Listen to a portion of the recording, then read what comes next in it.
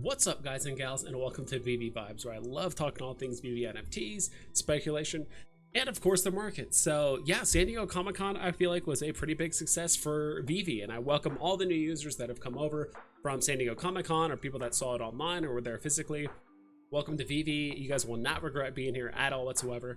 I just wanted to go over a couple things that has happened over the last week, what I think is going to happen over the next week or so, and then even potentially in the future. So we're going to cover things like KYC, what happened at San Diego Comic-Con, some of the Veve logo stuff, as well as what's going to be happening in the market over the next like week or so. So here on this slide, I do have a couple of the highlights. So KYC and payout guide. I'm not going to go too in depth as to what it is. There's going to be, I'll put a link to the tweet down in the description below, because that is something you will have to figure out here in the very near future before the end of July, or else you just simply won't be able to participate in quite literally anything on Veve. So you need to make sure you get that squared away.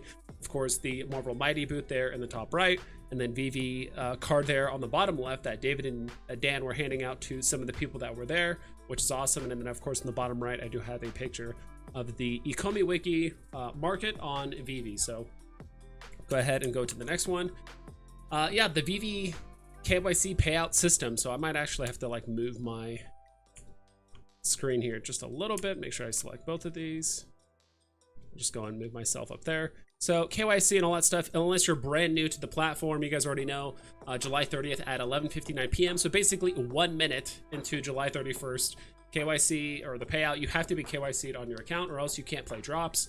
You can't buy or sell in the market. You basically can't do anything other than look at probably your collectibles that are already in your collection, in your showroom, maybe do some AR features and stuff. Other than that, you won't be able to basically do anything on the market. So another thing to bring up, something I noticed at least, is that Veve looks like they changed their logo, at least on Twitter. I'm not sure if that's going to be like the new official Veve logo, but it looks like they did change it up quite a bit. I think I like the new one a bit more. It's much more stylish than the kind of the very dull gray muted background that they had before. So I kind of hope they do an update as well to the web app platform, because all that gray does look a bit boring and kind of bleak, to be quite honest. And again, just as a reminder as well, Veve, any off-app gems, it's against TOS at this point, so your account, there is a chance that your account could get disabled. So if you're new to the platform, don't worry about it. Just pay for your gems through the web app. I'd highly prefer, or not highly prefer, but it's just better. Just pay less fees if you do it through the web app versus something like Android or iPhone. So be sure to do that. But I wouldn't be surprised if there's still a handful of people that might get randomly banned or disabled, either through false triggering or people that were doing it that thought they could get away with it. Just kind of giving you guys a heads up. Don't buy any gems off app. I know there's been a few videos kind of beating that to death, but yeah. So here it is right here. We have the San Diego Comic-Con stuff. The bottom right picture is actually me. That was one of my thumbnails I actually did for one of my live streams, because there was a lot of speculation going on. So I'm going to break this down. The stuff on the left side was obviously the 5 drops that Veve did. So the poster, the Tesseract, the Chimichangas truck, Silver Surfer, as well as the House of M Comics. And shout out to Tony Get the Omi over at Veve Bros. He actually brought up a very good point in one of his live streams, where I don't think this was merely just because I was kind of thinking to myself, like, man, like Veve just isn't dropping enough comics. Like, this is Comic Con. Like, we need to do more. First off, like, Veve's hands are tied when it comes to, I feel like, San Diego Comic-Con, because it's the Marvel booth at San Diego Comic-Con. So don't expect Veve to show off any of their DC stuff. Don't expect them to show off any like Star Wars or Disney. It's about Marvel at these San Diego Comic-Cons. Like, basically, Veve is a guest at the Marvel booth, and Marvel wants them to show off their Marvel stuff, which obviously makes sense. And shout out to Tony, who actually brought up, like, I think this is Marvel's way of showing off, hey, there's a lot of different things on Veve. We have posters, we have you know, Deadpool, kind of like the Funko Pop style NFTs or digital collectibles on Veve as well. We have some cool artifacts, like cool Marvel artifacts like the Tesseract, like the Eye of Agamotto, things like that if you're more into like the things rather than the characters. We also drop comics. I think that's pretty obvious. I think pretty much people that were on at San Diego Comic-Con that opened up the Veve app, they probably just found a little tab right there that said comics. I mean, it's pretty easy to stumble into it and then just get yourself lost in all the comics that Veve has, which I haven't counted, but I think we're up to like 150 comics, probably somewhere around there, or relatively close. And then of course we have the FA characters like Silver Surfer. We also have Storm and Elektra and Black Panther and a Captain America and so many more on the app. So I really think that this whole San Diego Comic-Con thing, this was mostly Marvel just presenting like, hey, we have more than just comics. We have characters, we have artifacts, we have posters, we have Funko Pop looking digital collectibles, which kind of leads me to my next point, which is it seems like Veve, not Veve, but I should say Marvel, was very cognizant about trying to show off this Marvel Mighties. I mean, you can see all around. You have Red Skull, you have Sam Wilson, you have Bucky Barnes, you have, you know, basically the first appearance also of Captain America, which is basically the Marvel Mighty version. So you also see Captain America and Thor right there as well on the right side when it comes to the Marvel Mighty. So this has got to mean something. Like, Marvel is very heavy-handedly trying to sell these Marvel Mighties. Like, there's a reason why people have been talking about it for months. I mean, almost like 9 months at this point. Like, why is Marvel dropping so many FAs on Veve that are Marvel Mighties? Like, why so many? And maybe Marvel just doesn't realize. I mean, I'm sure they realize the importance of first appearance, but maybe they just are really trying to push these Marvel Mighties. Who knows? But there's something going on here. Like, they could have shown more comics, which they did. Some of the tablets, I believe, did have comics, and you can show them in AR and all that stuff. But like, there's something going on with these Marvel Mighties, and some of these Marvel Mighties that are basically shown literally right here did pump in the market while this is going on. So yeah, I'm starting to pay a little bit more attention to the Marvel Mighties. I know some people don't like them, and I didn't like them for a long time, but there's definitely something going on with these Marvel Mighties, and there's a reason why Marvel has it at their booth showing off these things. You know, there's Thor again, there's Black Panther, so those are like the premium digital collectibles. You can barely see them in the picture, but like, they're showing Marvel Mighties more than anything, more than the comics, more than the premium digital collectible versions, you know, all that stuff. So I think there's something there. So just keep an eye out for the Marvel Mighties. The next thing is the Amazing Fantasies. I forgot it was Veve Newbie. I actually liked his tweet, so if you guys want to see that, if you go to my profile, if you just look up Veve Newbie on Twitter, you should be able to see this. This Amazing Fantasy, this almost looks, I think, this definitely looks like it could be a Veve variant cover, like an exclusive cover on Veve. So a lot of the times there's 5 different rarities of comics on Veve when they release it. So you have the common, uncommon, rare, ultra rare, secret rare. Usually there's the common is the classic cover, the uncommon is kind of like the black and white version of the classic cover, and then the rare and the ultra rare will be usually a Veve cover exclusive variant. Sometimes they are comic variants that already exist in real life, and sometimes they're actually Veve exclusives. They don't exist in real life. They hired a professional artist to do it and do a rendition of the classic cover. Usually the other nice thing too is like they actually show like the first appearance character on the cover. So when you look at something like first appearance of Mystique, it shows Miss Marvel but not Mystique. But on the Veve exclusive covers, pretty much I would say 99 times out of 100 it always shows the FA character kind of front and center on the cover, which is really, really nice.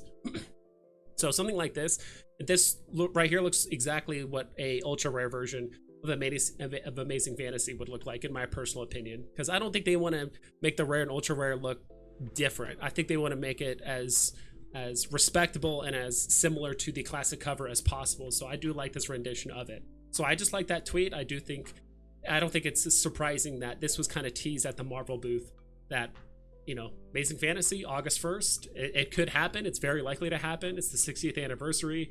David Yu even said, hey, we're just kind of waiting for the perfect time. Like, okay, we have it, but we're just waiting for the perfect time. I can't think of a more perfect time than August 1st, and literally a couple days after the whole KYC cutoff happens, which I'll explain a little bit later.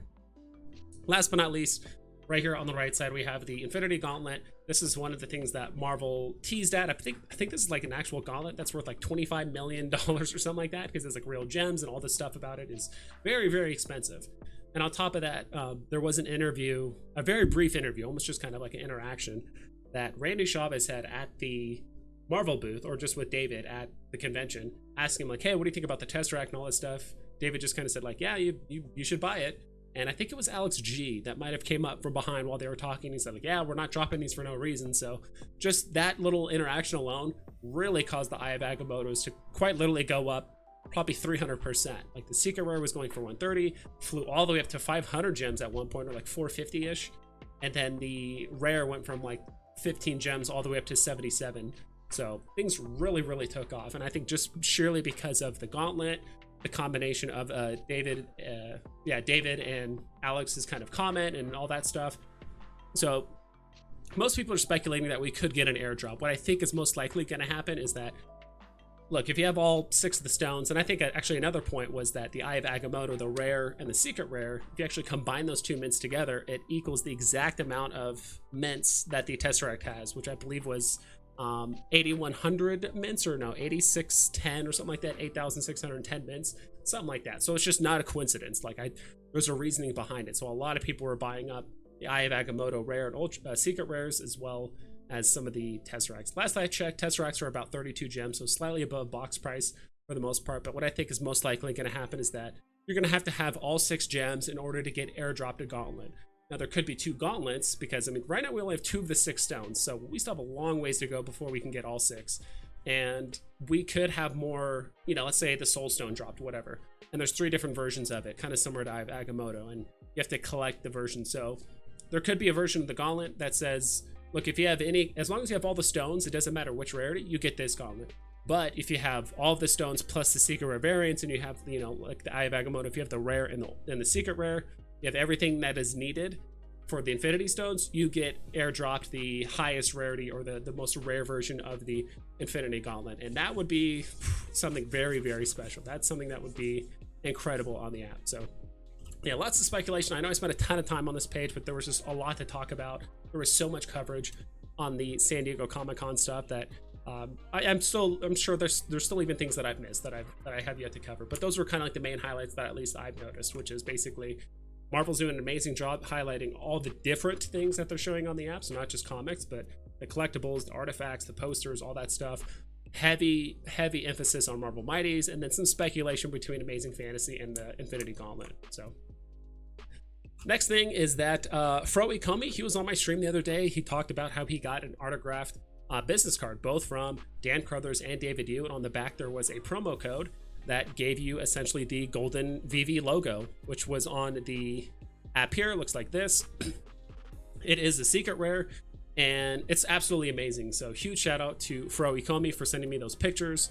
And it's a gold Veve logo, and there's very few of these on the app. I haven't checked recently how much they were, but for a brief period of time last I checked, they're going for about $5 grand on the floor. So basically Dan and David basically paying for people's trips out to San Diego and for their tickets and all that stuff. So that's absolutely amazing. And honestly, I really think given enough time, if Veve is definitely going to be a household name, there's going to be a giant metaverse involving NFTs and all these other things, and Veve is going to be front and center and basically the Amazon of digital collectibles, both for comics and collectibles and all these things. I legitimately think these cards, as well as the collectibles, could be priceless. One thing I did recommend for ecomi to do is like, hey, if you get one of these, you know, if you're able to keep track of which Veve logo belongs to who, you know, send one logo to Dan, send one logo to David, have them basically digitally sign it through the metadata, so it's going to show that they owned it at one point, and then trade it back to you. I'm sure they're more than happy to do that, and I do think Veve community members have done that before. People that work at Veve have basically signed NFTs and stuff like that. I'm not sure how that's going to work now with NFTs transfers disabled, but after KYC is up and running for a while, I'm sure that's going to be re-enabled. So yeah, there was that. Also, Randy Chavez got the number 41 mint Veve logo, putting it up for 42K.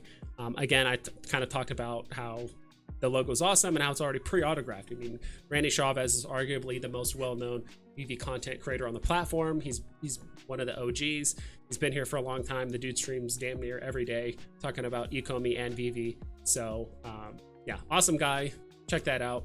And I think that's pretty much it that I wanted to cover on here, at least about this, because I did want to talk about that signature for the most part, but I think that's it. So last but not least, we're going to be digging into the market. I think I'm just going to slide this up here because just as some of the things I have here on the top middle part, just talking about like what I think is going to happen in the market.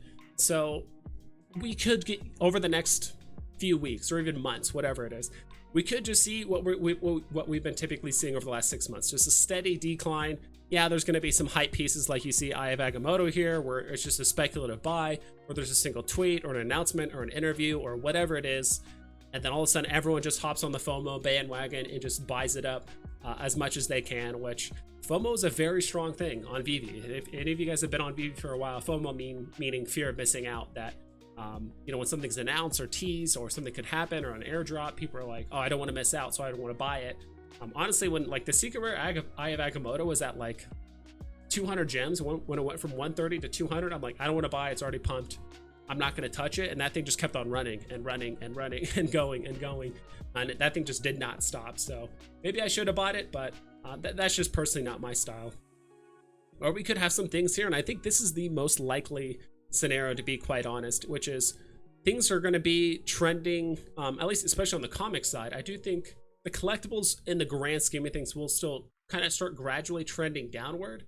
I do think comics might do something similar, but there will be random spikes. And I do think a good portion of those will be whales making moves. I do think some of these people could be San Diego Comic-Con users that are on the platform that are kind of warming up to the idea of digital collectibles, that they've done their research on Veve, on ecomi and MTL and the Veveverse and digital collectibles and what is a rare and a mint number and this and that and like all these different things. Like there's so much stuff to just kind of like wrap your head around, that I think over the next like 1 to 3 months you could have a couple whales or a handful of whales that have come in from San Diego Comic-Con and they're like, all right, I really like this Fantastic Four number 5, like, you know, ultra rare, whatever it is, and the price just goes from 380 all the way up to 600. Like the price just doubles overnight because they bought 15 of them, and then the price just runs up, you know, 15, 20 of them, the price just runs up. People are seeing opportunity to take profit, then it's just going to go right back down. It's going to run up, then back down. So I do think that's going to happen over these next few months. And again, it's going to highly depend on how well MTL works, MCP. Who knows what other IP announcements or utility that Marvel or Disney or Veve is going to do here in the near future. But I think that's just going to be the gist of what's going to happen here over the next month or so. Over here, we're July 24th through July 30th. So I did this very specific timeline because July 24th is today, and July 30th is the last day for KYC cutoff. So I guess I could have put July 31st. I'm kind of on the fence. I remember I've asked a couple other content creators, hey, what do you think is going to happen over the next week right before KYC cutoff happens? Because are we going to have a massive sell-off? Basically, people thinking that their NFTs are going to be worth less than they are going to be over the next couple months, or is there going to be a massive accumulation? Because essentially, Veve said, if you have any extra phones, which me personally, I have 2 extra phones, you know, one phone has probably 2,500 gems worth of NFTs locked up on it, with like 100 so gems of, you know, physical gems. And then the other phone has probably like 300 gems worth of NFTs, but has a little bit more liquidity on it. So as much as I love Veve, they did say it would take 1 to 2 months for people to basically link their accounts together and they'll be able to trade them freely. As much as I love Veve, they haven't been the most well known for deadlines. They have done the things that they said they're going to do. It's just a matter of when, right? So there could be a good chance something like this could take 2 to 3 months, you know, 3 to 4 months. We're not entirely sure. So essentially on your alternate phones, those gems or NFTs are going to be locked up. Essentially, you can't interact, you can't do anything with them, you can't sell them, you can't trade them, you know, nothing as of yet. So do you really think that your NFTs are going to be worth more 3 months from now? And you just want to kind of buy up stuff? So any liquid gems that you have on this account, so you want to buy up things, you know, let's say just common comics, because you think common comics are going to go up over the next 3 months? Or do you think the prices are going to go down and you should probably sell them now while you can, while, you know, before the KYC cutoff happens, so that way when the ability to link your accounts together, now you buy NFTs because you can transfer them? Because as far as I know, I don't think you're going to be able to transfer gems. I think that's completely off the table ever since KYC's been enabled, or ever since like MTL's been enabled. But now you're going to have more liquidity on your account because you sold everything before the cutoff date, and now you can actually buy more things on those accounts and then trade those NFTs to your main. So I know that's a lot of explanation, but essentially, if you think prices are going to go down, maybe you should sell stuff now and then rebuy 2-3 months later when we are going to be able to link them together.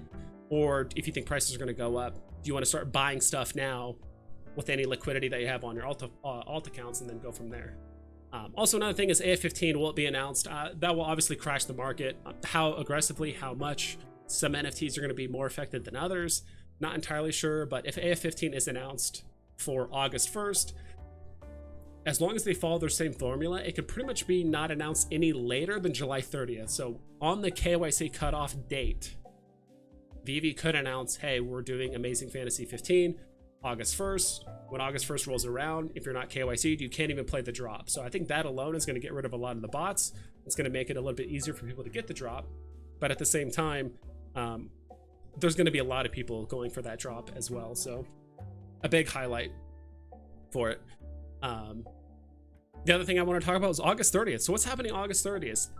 If anyone's listing their NFTs to sell, we could get a mass delist, and, you know, we could get prices run up. So August 30th, that is the last day of KYC cutoff, you know, a month prior was the last day of KYC cutoff. So anyone with alt phones or alternate accounts listed their NFTs to possibly sell. If they just don't sell, they get delisted, and it could take another 2-3 months to have them be relisted until we're able to link accounts again or trade them or whatever is going to happen as well. So that could cause a price run up because now those floors are going to look really, really thin. There's going to be a mass delist. So certain NFTs that have 200 listings, after that 30-day delist on the last day of KYC, all of a sudden now there's 110. So like just half of them disappear, or 40%, whatever it is, could just disappear off the market.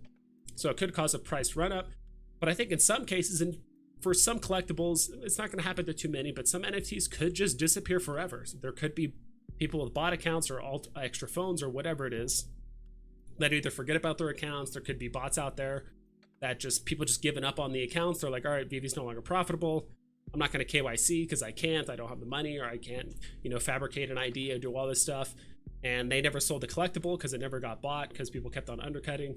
And some of those NFTs could just disappear forever. I'm not saying, it's not like 10% of the circulating supply of Spider-Man's going to disappear. But what I think is most likely going to happen is like you might have a few dozen here and there. Just NFTs just disappear forever, and there's never going to see the market or the light of day ever again, just because ever since the KYC enablement and certain NFTs just getting caught up in bot accounts or accounts that are just going to get forgotten, they could just disappear forever. So yeah, I'm not saying all these things are going to happen. It's more of just a question, especially for, do you guys think there's going to be a massive sell-off or a massive accumulation over the next week with the KYC cutoff? What do you guys think about the gems and NFTs getting locked up for like 1 to 2 months? I'm genuinely curious because as much as like I said, love Veve, and I know they said 1 to 2 months to where you can merge your accounts, it could be closer to 2 to 3 months, could be 4 months. No one really knows at the end of the day. Will we have an Amazing Fantasy 15 announcement? The delist option? Do you guys think some NFTs could disappear forever? So yeah, I think I've rambled on enough. It's been well over 21 minutes. So yeah, that's pretty much it. Hope you guys take care. Please double and triple check all of your listings so you don't screw yourself over. And I'll catch you guys next time.